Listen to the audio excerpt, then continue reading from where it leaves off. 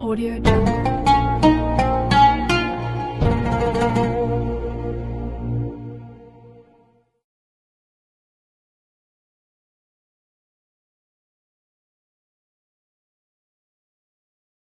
Bismillahirrahmanirrahim. Assalamualaikum warahmatullahi wabarakatuh. Alhamdulillah, wassalatu wassalamu ala asrafil anbiya'i wal mursalin, Sayyidina wa habibina wa maulana Muhammadin wa ala alihi wa sahbihi wa man tabi'ahum bi ihsanin ila yaumiddin, amma ba'd.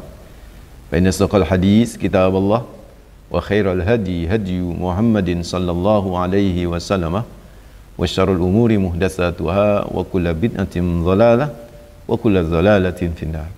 Allahumma anfa'na bima 'allamtana wa 'allimna alladhi yanfa'una wa zidna ilma. Allahumma inni a'udzu bika an adhilla aw dhalla wa azilla aw zalla aw adlima aw udlama wa ajhala ay yujhala 'alayya wa sallallahu ala sayyidina Muhammad walhamdulillahi rabbil alamin. Ikhwatad din hafizakumullah, mitra muslim yang insyaallah dijaga, dibimbing, diberi berkah oleh Allah Rabbul Alamin. Alhamdulillah. Pertama, kita panjatkan rasa syukur kepada Allah dengan lisan selalu berucap kalimat terindah terbaik yang bisa menjadi wujud rasa syukur kita kepada Allah Rabbul Alamin, yaitu kalimat hamdalillah alhamdulillahi rabbil alamin. Yang kedua, tentu salam salawat terus kita persembahkan kepada manusia terbaik, teladan abadi bagi kita, dengan ucapan yang terbaik terindah juga bagi beliau Rasulullah Muhammad sallallahu alaihi wasallam. Allahumma shalli ala sayyidina Muhammad wa ala ali sayyidina Muhammad. Semoga salam salawat diterima sebagai amal saleh dan kelak bisa menjadi syafaat bagi kita di hari akhir. Amin ya rabbal alamin. Mitra muslim, masih melanjutkan kajian motivasi Al-Qur'an, bagaimana kita menggali spirit motivasi dari surat An-Nas. Surat An-Nas, dan ini adalah sesi yang kedua, bagian yang kedua. Sebagaimana kita tahu, An-Nas ini adalah surat kembarannya Al-Falaq. Jadi ada dua surat yang kembar sebenarnya. Kembar dalam arti nama, karena memang ada nama sendiri-sendiri, seperti Al-Falaq ada nama sendiri Al-Falaq, surat An-Nas juga namanya sendiri An-Nas. Tapi ada di antara keduanya ini kemiripan karena namanya sama, yaitu surat Al-Mu'awwidzah, yaitu surat yang bisa memberikan perlindungan kepada siapa? Kepada yang membacanya. Nah, disebutlah dengan dua surat ini Al-Mu'awwidzatain, yaitu dua surat yang bisa memberikan perlindungan. Nah, kemarin pertemuan yang pertama dari kajian surat An-Nas yang saya kasih judul, ya, mitra muslim, dengan judul perlindungan dari kejahatan batin. Kenapa? Ya karena memang ini kembar, tetapi ternyata ini agak berbeda. Jadi kalau tadi sudah diungkap oleh Mas Nasir bahwa Al-Falaq itu adalah surat yang memberikan tausiah, memberikan motivasi untuk berlindung dari tiga kejahatan eksternal. Sedangkan surat An-Nas ini, Masya Allah, memberikan spirit motivasi kepada kita semua untuk melakukan perlindungan kepada Allah dari internal manusia, yaitu dari batin manusia. Seperti biasa, sebelum lebih jauh kita coba baca suratnya. Allah berfirman, "Qul a'udzu birabbin nas, malikin nas, ilahin nas, min syarril waswasil khannas, alladzi yuwaswisu fi sudurin nas, minal jinnati wan nas." Shadaqallahul azim wa sadaqar rasul wa nahnu ala dzalika minasyahidin. Qul a'udzu birabbin nas, katakan ya Rasulullah, a'udzu birabbin nas, aku berlindung kepada Tuhan yang memelihara manusia. Malikin nas, berlindung juga dari Tuhan yang menjadi raja, penguasa manusia. Ilahin nas, dan juga berlindung dari Tuhan yang selalu menjadi tempat tujuan untuk selalu disembah, dijadikan Tuhan untuk yang disembah. Ilahin nas, dari apa? Min syarril waswasil khannas, dari kejahatan atau dari sebagian kejahatan al-waswas, bisikan-bisikan halus atau suara-suara halus yang menjadi bisikan, al-khannas, yang al-khannas, yang selalu bersembunyi. Alladzi, dan bisikan ini yuwaswisu fi sudurin nas. Ini selalu bekerjanya, actionnya itu fi sudurin nas, di jiwa manusia. Dan siapa yang melakukan ini? Minal jinnati wan nas. Bisa dari kalangan bangsa jin dan juga bisa dari kalangan manusia. Saudaraku ikhwatuddin fillah, kita semua tahu surat An-Nas ini, saudaraku ikhwatuddin fillah, terdiri dari 6 ayat. Dan kemarin bagian pertama sudah saya gali spirit motivasinya, yaitu qul a'udzu birabbin nas, malikin nas, ilahin nas. Yang luar biasa di sini, kita memohon perlindungan kepada Tuhan yang memiliki sifat tiga sifat, yaitu sebagai Rabb, sebagai pemelihara manusia, Tuhan sebagai Malik, sebagai Raja yang memiliki kuasa kepada manusia, ilahin nas, dan juga sebagai sesembahan yang patut disembah oleh manusia. 3 sifat sekaligus kita mohon kepada Allah untuk supaya bisa apa? Ini yang kita masuk, melindungi saudaraku ikhwatuddin fillah dari apa? Dari sebagian kejahatan al-waswas alladzi yuwaswisu fi sudurin nas minal jinnati wan nas. Apa itu waswas? Waswas itu saudaraku ikhwatuddin fillah itu secara bahasa artinya suara yang halus sekali. Nah, itu waswas. Itu waswas. Itu suara yang halus. Ya, makanya orang kalau berbisik itu kan mesti halus.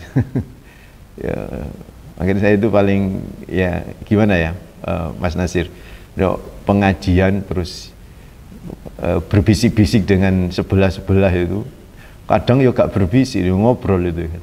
Nah, itu adab majelisnya itu kurang. Makanya ibu-ibu, bapak-bapak kalau sudah masuk majelis sudah langsung dengerin gitu kan ya. Dengerin, jangan ngobrol gitu kan. Apalagi biasanya berbisik karena kalah dengan suara mic gitu ya. Berbisik, suaranya dihalusin.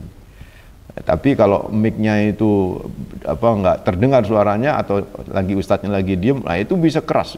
Nah itu bukan was-was. Jadi kalau was-was itu suara halus banget, dan biasanya diartikan dengan bisikan-bisikan, karena memang bisikan itu biasanya diungkap dengan bahasa, dengan suara yang sangat halus. Dan perlu diketahui, bisikan atau was-was ini kalau di Al-Quran itu selalu negatif, Mas Nasir, mitra muslim. Was-was ini selalu negatif. Karena was-was ini selalu negatif, mitra muslim hafizahumullah, sehingga kebanyakan ulama menyebutnya was-was itu ya setan. Jadi kalau sudah disebut was-was itu ya setan. Karena kita tahu sifat setan itu selalu mengarah kepada hal yang negatif, sedangkan was-was itu bisikan yang selalu negatif. Memang ada bisikan-bisikan positif, tapi tidak disebut dengan was-was. Tidak disebut dengan was-was. Kalau sudah was-was itu selalu negatif. Oke, itu tentang was-was. Kemudian al-khannas. Al-khannas ini menarik ini, mitra muslim. Was-was kemudian disifati dengan khannas. Fa'al. Jadi ini ala wazni fa'al. Fa'al itu, wazan fa'al itu Mas Nasir pasti tahu, itu wazan yang kalau dalam bahasa Arab itu ada faedah namanya sighah mubalaghah, yaitu sebuah bentuk kata yang menunjukkan mubalaghah, amat sangat, atau dalam bahasa Indonesia disebut superlatif. Jadi al-khannas ini kalau secara bahasa dari kata khonasah, yang berarti ada 3 ya, kembali, mundur, melempem. Nah, itu. Jadi khonasah yang kemudian ala wasni fa'al menjadi khannas, itu secara bahasa artinya kembali, mundur, melempem. 3, kembali, mundur, melempem. Jadi diingat-ingat nih kalau kita lagi futur ya, lagi down keimanan kita. Kita ingat bahwa memang ada setan yang bisa jadi masuk ke tubuh kita, itu yang sifatnya khannas. kembali, mundur, melempem. Ingat, was-was itu punya sifat khannas. Apa itu khannas? Kembali, mundur, melempem. Karena ini bentuknya mubalaghah superlatif, jadi menerjemahkannya al-khannas adalah sering kembali atau suka kembali, semangat untuk kembali, mundur, ya kalau sudah mundur lari dia. Kalau sudah mundur lari dia. Kalau sudah melempem, khannas, sangat melempem, sangat lemah. Itulah sifat was-was. So, kalau kita artikan was-was itu setan, yang tadi ya, karena bisikan negatif, maka setan ini punya sifat khannas. Apa khannas itu? Yang pertama, tadi kan apa? Kembali kan? Sering kembali. Setan ini memang sering kembali dan berulang kali untuk kembali menggoda manusia. Gak pernah kapok setan ini. Gak pernah kapok. Hari ini kalah, besok digoda lagi. Besok kalah, besoknya digoda lagi. Bahkan tidak hitungan hari, Mas Nasir, mitra muslim. Terkadang hitungan jam. Hitungan jam, hitungan detik, setiap saat. Jadi memang maju mundur, kan mundur itu kan. Apa tadi?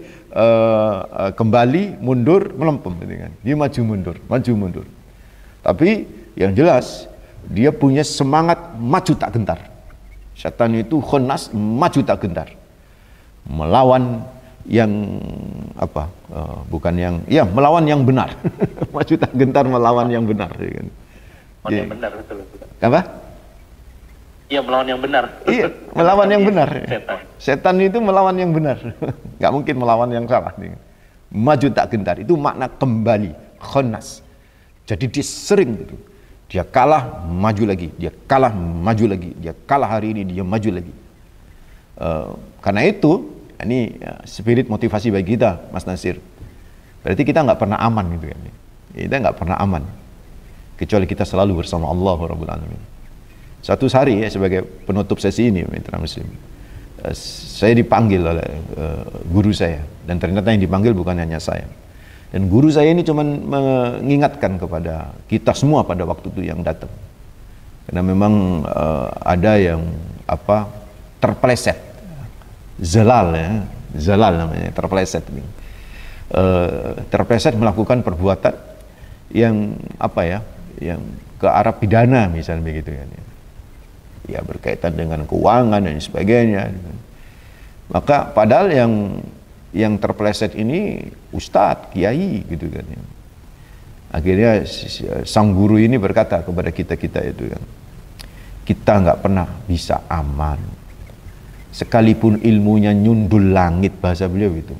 Istilah nyundul langit itu ilmunya itu sudah sangat tinggi kan. Tidak akan pernah dan jangan sekali-kali merasa aman. Nah itu. Karena kalau kita sudah merasa aman, biasanya kan kita lengah. Betul nggak Mas Nasir, mitra muslim? Kalau kita merasa aman, kita nyantai, dan saat itulah kemudian kita kalah. Gitu.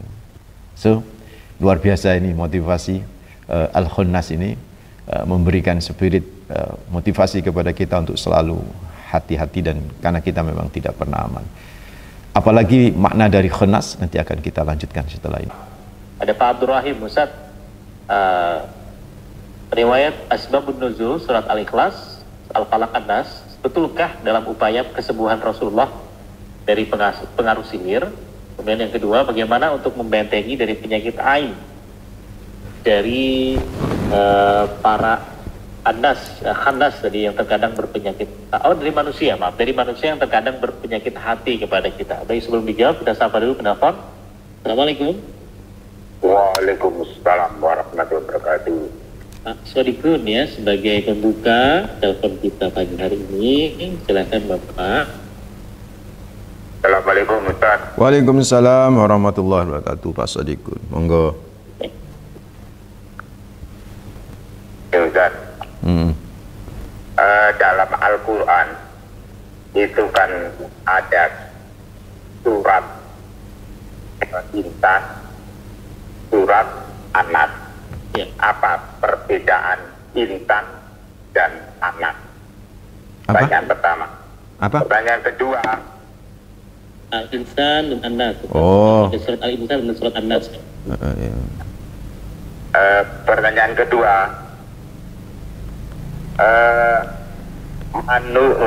Setan itu kan, tipu daya setan itu kan lemah. Kulikol Ini kan suasana apa itu loh. Sesungguhnya tipu daya setan itu lemah. Manusia juga diciptakan wa kulikol insana ifa, sama-sama lemah. Setan yang tipu daya lemah, sama-sama lemah. Tapi kenapa setan itu lebih unggul daripada manusia? Kalau manusia tidak berlindung dengan Allah, pasti kalah. Itu kan berarti yang kuat itu hanya Allah, berarti yang lainnya itu lemah. Tapi kenapa setan itu lebih unggul daripada manusia? Kalau bidikannya apa saja, peranannya apa saja, itu selalu menang. Kita kalau tidak berdampingan dengan Allah pasti kalah. Itu apa penyebabnya? Terima kasih. Assalamualaikum warahmatullahi wabarakatuh. Waalaikumsalam warahmatullahi wabarakatuh. Pak Sudkun di Krian, terima kasih sudah bergabung. Tipu daya setan lemah, ya, manusia diciptakan dalam kondisi lemah. Jangan lupa tadi Pak, kita barusan bahas Al-Khannas tadi ya, yang sebenarnya dia tuh pantang menyerah. Oke. Baik, itu kemudian dari pertanyaan pertama adalah Al-Insan dan An-Nas, ya. Ini dua redaksi kata yang asal prosesnya adalah manusia, begitu. Apa perbedaan antara yang keduanya ini? Sebelumnya kita sapa penelpon berikutnya. Assalamualaikum. Waalaikumsalam warahmatullahi wabarakatuh. Ya, Ibu Maryam di Surabaya. Silakan Ibu. Assalamualaikum Ustaz. Waalaikumsalam warahmatullahi wabarakatuh. Monggo Bu Maryam. Ini Ustaz, surat Anas itu setiap jamaah imam kan selalu membacanya. Setelah membaca surat Anas, membaca Saum suku pakum Pak Inama minta makotomati sholat. Itu kan mohon cerahnya ya Ustaz. Sholat maksudnya. Ya, terus yang kedua, saya itu pernah ngaji sama Ustadz dari Ngampel, Salim Bahmid Nasdan almarhum. Itu menjelaskan surat Anas itu gak habis sampai 3 bulan belum selesai Ustadz, saking panjangnya. Itu Ustadz. Yang selanjutnya, apakah itu juga termasuk trikul ditutup dengan Fatihah, bisa meruqyat anak-anak kecil yang lagi kesurupan Ustaz? Mohon pencerahannya Ustaz. Terima kasih. Assalamualaikum warahmatullahi wabarakatuh. Waalaikumsalam warahmatullahi wabarakatuh. Bu Maryam, terima kasih sudah bergabung. Kita jawab yang dari Pak Sodikun dulu Ustaz ya. Ya, jadi Pak Sodikun, beda ya antara Al-Insan sama An-Nas. Pertama beda lafadz. An-Nas sama Al-Insan. Tetapi dari kalimat atau lafadz itu sama, dari kata An-Naus. An-Naus itu gerak gitu kan ya. An-Naus itu gerak. Jadi manusia itu diartikan sesuatu yang selalu bergerak. Dan memang An-Nas terkadang disebut sebagai bagian daripada mufradat atau sebagai mufrad tunggal. Ada juga karena An-Nas ini juga bisa ditempelkan kepada seseorang, bisa ditempelkan kepada sekelompok orang. Cuman kebiasaan di dalam Al-Quran ketika berbicara tentang An-Nas itu adalah yang dibahas adalah sekelompok besar itu. Jadi sekelompok besar. Makanya ketika Allah memanggil ya ayyuhan nas, wahai manusia secara besar, kelompok besar manusia itu kan. Beda dengan insan. Insan itu bisa, al-insan itu bisa kepada aspek al-insan itu bisa kepada aspek tunggal. Ada yang menyatakan al-insan itu sendiri adalah mufrad, sedangkan jamaknya adalah insun. Jamaknya adalah insun. Jadi kalau al-jin itu juga jamak ya. Ada juga al-ins, ada yang menyatakan al-jin al-jinni itu jamak, al-jinnah ya. Al-jinnah itu jamak, al-jinni itu mufrad, al-insan itu jamak, al-ins itu adalah mufrad. Itu kata-kata itu bisa dilihat di kamus itu kan ya, seperti itu. Terus apa perbedaan isi surat Al-Insan sama An-Nas? Ya berbeda.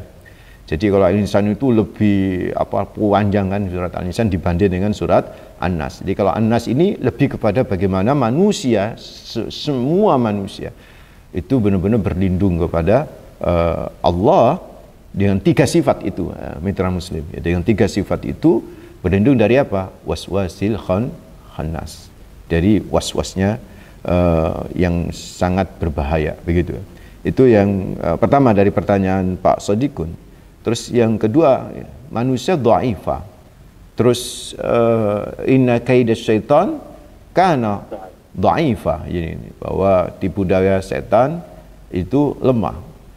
Jadi manusia lemah, ya kan? Manusia lemah. Setan lemah. Jadi begini, tapi kenapa manusia itu selalu kalah? Siapa yang bilang manusia selalu kalah? Siapa? Pak Sodikun. Jangan inferior kita. Jangan. Kita ini harus kuat gitu kan ya. Kita harus di hadapan setan itu harus lebih gitu kan. Gak boleh gitu. Apalagi memang setan itu lemah gitu kan. Perhatikan, kelemahan setan itu pada kaid, ya, pada al-kaid. Al-kaid itu tipu dayanya. Jadi tipu daya lemah. Jadi kalau memang fisik manusia lemah gitu kan. Tapi kemampuan bisa menolak tipu daya setan, manusia hebat. Kenapa manusia hebat? Mitra muslim. Ya karena kan ada Al-Qur'an. Manusia itu kalah kalau dia jauh dari Al-Qur'an. Manusia itu kalah kalau dia itu jauh dari Allahu Rabbul Alamin. Masih ingat bagaimana iblis berusaha untuk menggoda siapa? Adam alaihi salam. Pertama kali kan dibuat jauh dengan Allah. Jadi ketika seseorang itu dekat sama Allah Rabbul Alamin, nggak ada yang bisa ngalahkan Pak Sodikun, mitra muslim hafizahumullah. Ketika seseorang itu dekat sama Allah, sudah dia nggak akan pernah bisa terkalahkan. Tapi sekali dia jauh, nanti akan kita jelaskan pada konsep al-khannas ya berikutnya itu, maka ya langsung itu kalah, itu tebal. Begitu mitra muslim. Kenapa? Karena ada kelebihan setan, dalam hal ini adalah yang dari kalangan makhluk halus, itu tidak pernah putus asa untuk beribadah, menggoda manusia. Satu sisi kita sering merasa puas dengan ibadah-ibadah kita, dan terkadang kita lelah dengan ibadah-ibadah kita, pada seharusnya ibadah nggak boleh lelah. Nggak ada orang lelah dalam beribadah. Lelah itu dalam bekerja, bukan dalam ibadah mahdoh. Begitu kurang lebih. Kenapa kita kalah? Saya ingin mengoreksi bahwa tidak selalu kalah kita. Kita selalu menang, gitu bahasanya gitu, Pak Sodikun. Kita adalah selalu menang. Dengan syarat tadi Ustaz ya? Iya, dengan syarat kita dekat sama Allah. Kalau kita udah jauh, ya sudah. Kenapa? Coba perhatikan. Nabi Adam itu kalahnya kan ketika beliau mengambil buah khuldi. Kan? Ketika mendekati sebuah pohon. La taqraba hadhis sajarata. Itu kan sudah perintah Allah. Jangan kau dekati pohon ini. Selama mengikuti perintah Allah ini, ya, dengan menjauhi larangan ini, maka Nabi Adam ini kuat posisinya.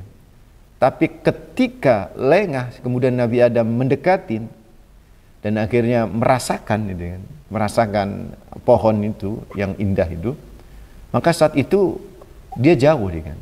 Ketika Allah berkata la taqraba hadhis sajarah, kan begitu ayatnya itu. Jangan engkau dekat dengan pohon ini. Jadi ini itu isyarah qarib.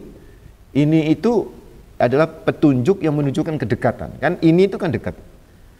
Tapi ketika Nabi Adam akhirnya melanggar itu, Nabi Adam jadi jauh sama Allah. Dan saat jauh itulah kelemahan itu muncul.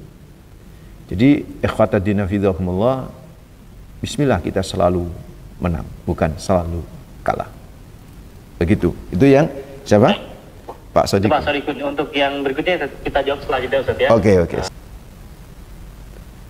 Baik, tadi pertanyaan Pak Sodikun sudah kita jawab ya. Kemudian di WhatsApp juga tadi ada Ustaz yang menanyakan tentang asbabun nuzul ya, 2 surat ini. Kemudian juga pertanyaan terakhir beliau tentang apakah bisa untuk ruqyah tadi ya, bukan ruqyah, membentengi dari penyakit ain dari manusia yang terkadang berpenyakit hati. Ini kalau yang ruqyah tadi kan pertanyaan Bu Maryam tadi.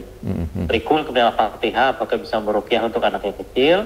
Kemudian beliau menanyakan juga tadi yang pertama, kadang imam itu sebelum sholat itu membaca surat An-Nas ya, baru kemudian meluruskan saf dari jamaah. Ini maksudnya apa tuh imam membaca surat An-Nas itu sebelum sholat itu? Ya, baik. Pertama saya jawab dulu yang kenapa imam baca surat An-Nas itu kan ya. Ya memang pertama biasa membaca Qul a'udzu birabbin nas, malikin nas, ilahin nas, min syarril waswasil khannas itu ada imam. Memang saya belum menemukan riwayat ya. Mudah-mudahan nanti habis ini saya coba akan cari itu riwayat. Kalau memang sahih ya baguslah diamalkan itu kan. Tetapi sepengetahuan saya belajar, saya belum menemukan. Yang saya tahu Rasulullah itu sebelum sholat itu ketika jadi imam itu baca Allahumma atini afdhala ma tu'ti ibadakas shalihin sambil mengangkat tangan itu kan ya. Itu baru kemudian beliau bertakbir gitu kan ya. Tetapi apakah misalnya boleh nggak itu ya selama itu kan di luar di luar ibadah mahdhah gitu kan. Jadi sebelum sholat itu dengan niat supaya hati terhindar dari was-was, karena kan memang setan itu juga akan menggoda sampai mengejar manusia pada waktu dia sholat, sehingga pikiran-pikiran manusia itu diselewengkan ke arah hal-hal yang negatif, bahkan berpikir dengan sesuatu yang belum pernah terfikir sebelumnya. Itu kan ya di waktu sholat itu ya. Iya kan, sampai-sampai ada ulama yang menyatakan kalau kehilangan kunci, taruh di mana itu kunci itu kan. Nah, sampai sholat aja itu, maka ingat, oh iya taruh di laci ini kan, begitu kan. Karena memang sholat itu was-wasnya tinggi itu kan ya. Jadi sehingga dari situ kemudian ada ulama yang membiasakan membaca Qul a'udzu birabbin nas. Ya memang khilaf, ada yang menyatakan wah itu kan kalau dianggap ibadah, ya ibadah itu yang tidak boleh dilakukan itu yang tidak ada contohnya apabila itu menyangkut ibadah mahdhah. Tapi kalau ibadah ghairu mahdhah ya, yang tidak ada kaifiyahnya, tidak ada tuntunan kaifiyahnya, tuntunan takarannya, maka ya, ijtihad para ulama di situ bisa masuk seperti itu, saudaraku. Wallahu a'lam. Hal itu sangat sensi sekali untuk dibahas, tetapi selanjutnya pertanyaannya tentang masalah asbabun nuzul itu kan ya, tentang atau telepon dulu diangkat. Assalamualaikum. Waalaikumsalam. Dengan Bapak Aradi, Mas Nasir. Aradi, Mulyosari. Alhamdulillah, Pak Rodi bisa bergabung. Silakan Bapak. Mas Nasir. Assalamualaikum Ustaz. Waalaikumsalam warahmatullahi wabarakatuh. Monggo Pak. Iya Ustaz, saya ini sering was-was masalah buang angin Ustaz. Baca Allahu Akbar itu kan sudah digoda setan gitu loh. Utuh aja. Sering muncul saya Ustaz. Betul, solusinya macam ini Ustaz, bagaimana godaan setan barangkali. Ya. Saya sering auzubillahi minasyaitonirrajim gitu Ustaz sebelum sholat gitu. Assalamualaikum. Waalaikumsalam warahmatullahi wabarakatuh. Pak Radi di Mulyosari, ditunggu untuk jawabannya. Jadi pertanyaan yang WhatsApp ini apakah sebabun nuzulnya berhubungan dengan Rasulullah yang terkena sihir ya? Ya, itu kan surat kembar ini. Itu sudah saya bahas kan di awal, Mas Nasir. Jadi bisa merujuk kembali, tetapi tidak apa-apa. Saya coba mengungkap. Ya, itu dua surat ini, Qul a'udzu birabbil falaq sama Qul a'udzu birabbin nas. Makanya saya sebut dengan istilah dua surat kembar. Pertama karena namanya itu sama, Al-Mu'awwidzah, sehingga disebut Al-Mu'awwidzatain. Yang kedua karena asbabun nuzulnya itu juga sama. Jadi terkait dengan Lubaid bin A'sam, dengan putri-putrinya tukang sihir dari kalangan Yahudi yang menyihir Nabi Muhammad SAW. Sehingga muncullah atau turunlah dua surat ini untuk memberikan perlindungan, untuk supaya dibaca oleh Nabi, supaya Nabi mendapatkan perlindungan dari sihir-sihir itu. Itu Pak siapa yang tanya, Mitra Muslim, Hafizahumullah ya. Pak Rahim tadi. Pak Rahim itu kan. Seperti itu kurang lebih ya. Lebih jelasnya tentang muqaddimah surat Al-Falaq itu ada di pertemuan pertama kita membahasnya itu kan. Dan bagaimana untuk membentengi dari penyakit ain dari manusia yang terkadang berpenyakit hati? Ini kedua surat ini juga kah atau yang Al-Falaq saja yang dibaca? Ya, baik. Jadi penyakit ain itu adalah penyakit yang disebabkan oleh mata. Jadi mata itu apalagi mata yang memunculkan atau mata yang bersumber dari sebuah kebencian. Bisa jadi mata yang bersumber dari sebuah kekaguman. Itu juga bisa memunculkan ain ya, penyakit ain pada orang yang dilihat gitu kan. Ketika ada orang hasud terus mendelik itu bisa berpengaruh itu kepada orang yang dihasutin gitu kan.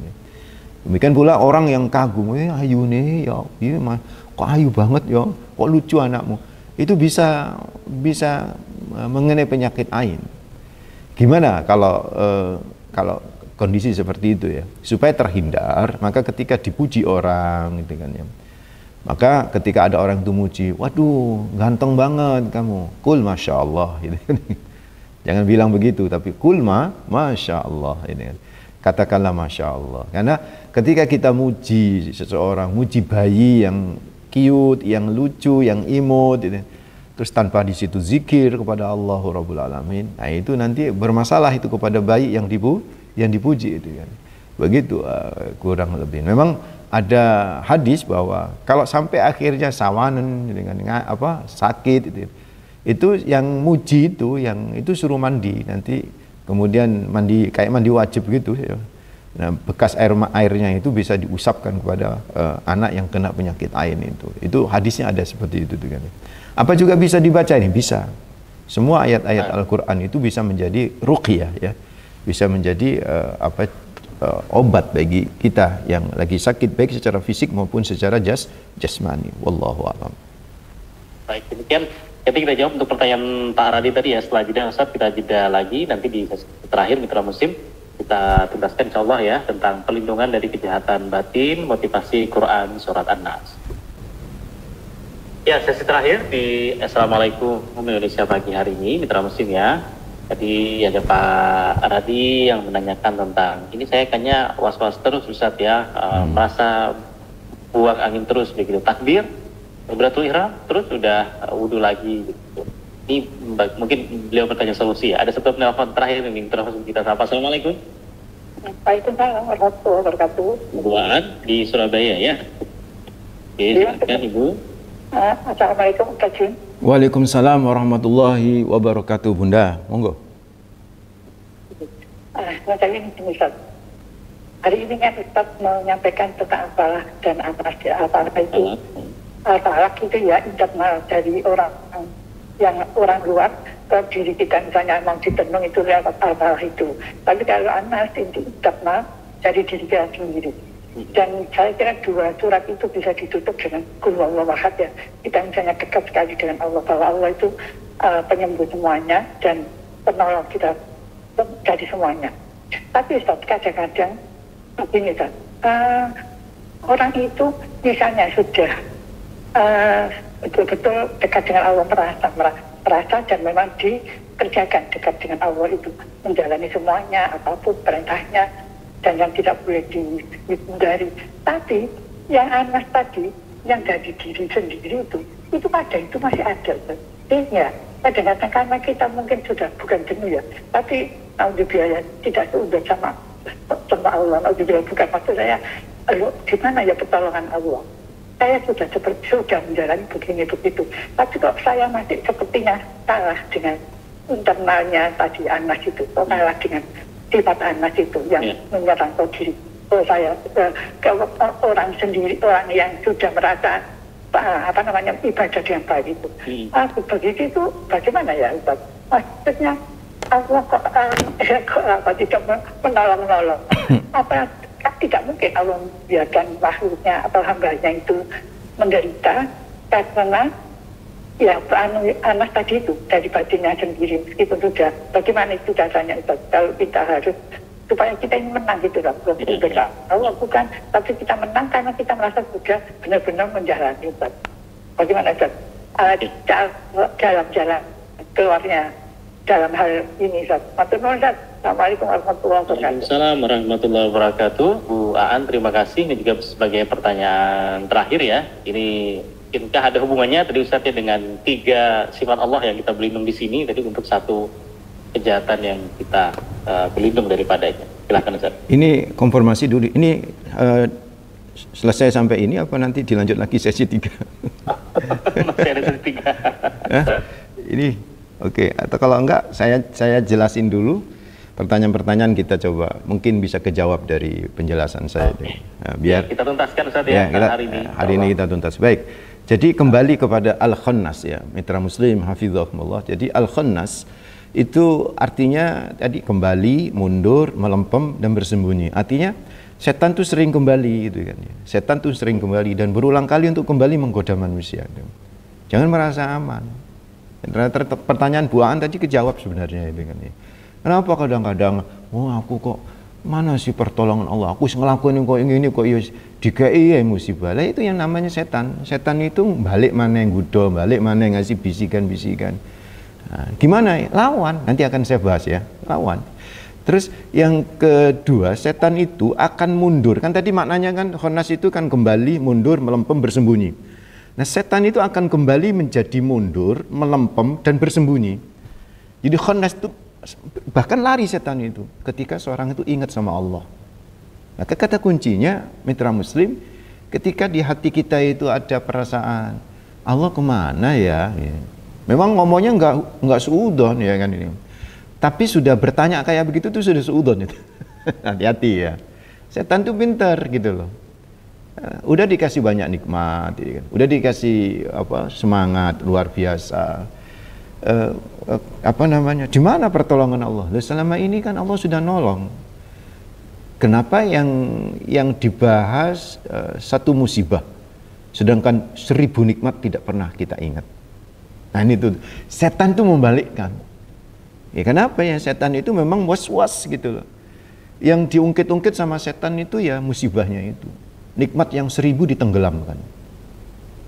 Nah, itu setan itu kalau sudah kita lawan dengan cara zikrullah, ingat ini nikmat Allah banyak kok diberikan ke saya.